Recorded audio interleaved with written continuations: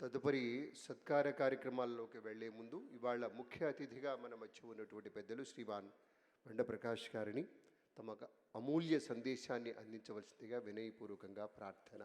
శ్రీ ప్రకాష్ గారు.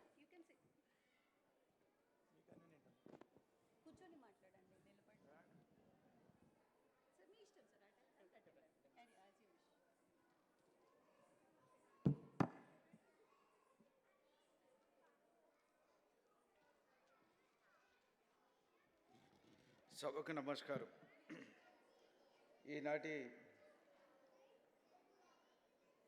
తపస్వి స్వచ్ఛంద సంస్థ ఆధ్వర్యంలో ఏర్పాటు చేసిన ఈనాటి కార్యక్రమాలకు సభాధ్యక్షురాలు శ్రీమతి సుశీల గారు, ఈ కార్యక్రమంలో పాల్గొంటున్న పెద్దలు గౌరవనీయులు డాక్టర్ వేదాంతం రామలింగ శాస్త్రి గారు, మిత్రులు సోదరులు గంగాధర్ గారు,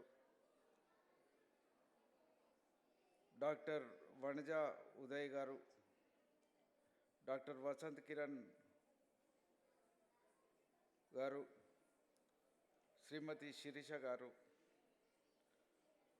ఈ సంస్థ ఫౌండర్ శ్రీమతి పద్మావతి గారు,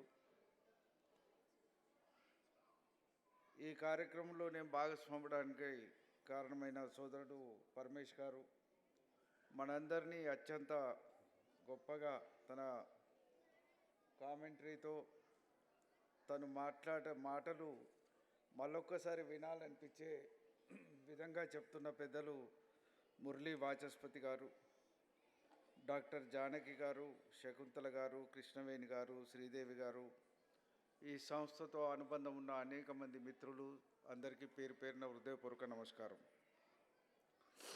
తపస్వి ఇప్పుడే మా సోదరుడు గంగాధర్ గారు చెప్పినట్టు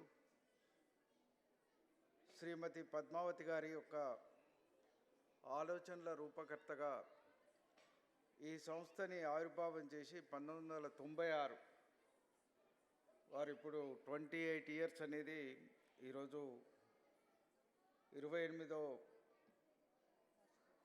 పుట్టినరోజుగా చెప్పడం జరిగింది.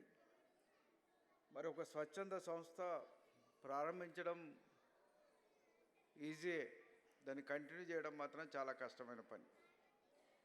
చాలామంది సంస్థలు పెడతారు, కానీ పెట్టిన సంస్థలు కొనసాగడం అనేది చాలా కష్టసాధ్యమైన పని.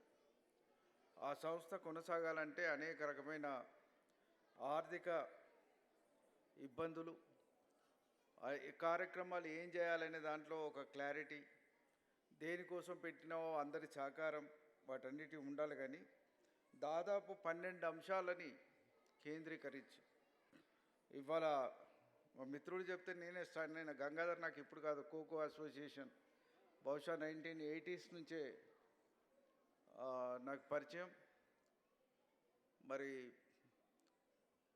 12 అంశాల్లో క్రీడారంగం కూడా ఒక అంశంగా మీరు తీసుకోవడం, ఒకవైపు సాంస్కృతిక రంగాన్ని ప్రధానంగా పెట్టుకోవడం, అదేవిధంగా పేద విద్యార్థులు, పేద బిడ్డలు, వృద్ధాశ్రమాలు, మిగతా సామాజిక కార్యక్రమాల్ని తీసుకొని నడవడం అనేది చాలా కష్టసాధ్యమైన విషయం. సాధారణంగా మేము అటెండ్ చేసేటప్పుడు ఏ సంస్థ అయినా ఒక కార్యక్రమంతో కంటిన్యూ అవుతుంటుంది.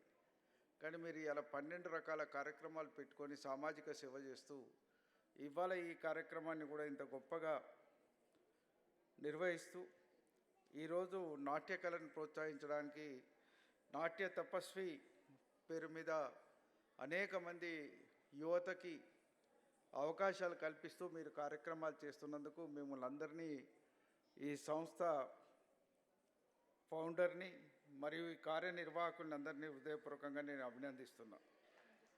ఇవి చేయాలంటే మరి ఎంతో ఆత్మవిశ్వాసం ఉండాలి, సమాజం పట్ల సంపూర్ణమైన అవగాహన ఉండాలి, మనం చేస్తున్న కార్యక్రమాలు ఎటువైపు వెళ్తున్నాయి, ఏ లక్ష్యాల వైపు వెళ్తాయి అన్న దాంట్లో కూడా స్పష్టమైన దృక్పథంతో ఉండాలి. వీటికి ప్రభుత్వాలు ఎక్కడెక్కడో మనం బోర్డు రాసి పెట్టుకుంటాం, కానీ ఇవి నామినలే మనకు వచ్చేటి. ఏమైనా చేయగలిగితే హాల్ ఇస్తారు కావచ్చు, కానీ అంతకుమించి పెద్దగా సంపూర్ణ సహకారాలు ప్రభుత్వాల నుంచి రావు. వీటికి ఏం గ్రాంట్స్ ఉండయి, ఎవరు డబ్బులు ఇవ్వరు. స్వచ్ఛందంగా చేయాలి, స్వచ్ఛందమైన సేవతో కార్యక్రమాలు చేయడం అనేది చాలా కష్టసాధ్యమైన పని. మరి లాభాపేక్ష లేకుండా ఈ సంస్థ నడుపుతున్న వారందరినీ హృదయపూర్వకంగా నేను అభినందిస్తున్నా. మరి వాస్తవంగా నేను రావడానికి కారభూతులైన శిరీష గారు కూడా మా పరమేశ్ సడన్గా ఒకరోజు చెప్పిండు, సార్ మా శిరీష గారు మీతో మా ఇన్వైట్ చేయడానికి వస్తున్నారంటే ఇన్విటేషన్ చేయడానికి ఎందుకు ఫోన్లో మాట్లాడించి వారి ఇల్లు చాలా దూరం ఉంటుందని తెలుసు నాకు. వారు ఉండే దమ్మాయిగూడలో, అక్కడి నుంచి ఇక్కడ రావాలంటే గంటన్నర టైం పడుతుంది, ఫోన్లో మాట్లాడించండి సరిపోతుందంటే లేదు సార్ వస్తారట, ఒక కార్యక్రమం ఉంది మీరు తప్పకుండా రావాలంటే ఉంటే మాత్రం వెళ్దాము దాన్ని ఏం లేదు. తప్పకుండా నాకు కూడా ఆసక్తి. జనరల్గా ఇటువంటి వాటిల్లో వ్యక్తుల మధ్య, యువకుల మధ్య, పిల్లల మధ్య టాలెంట్స్ అన్నీ బయటకు వస్తాయి ఇటువంటి వేదికల మీద. ఒక వేదిక క్రియేట్ చేస్తే మేము స్పోర్ట్స్లో కూడా అదే పాలసీ పెట్టుకునేది. నేను అందుకే వరంగల్లో కూడా ఏ కల్చరల్ ప్రోగ్రామ్ అయినా దాన్ని ఏదో రకంగా వారికి సహాయ సహకారాలు అందించేవాడిని. నేను దాదాపు అనుకుంటే ఒక 50-60 కల్చరల్ ఆర్గనైజేషన్ నా చుట్టూ తిరుగుతుండేటి.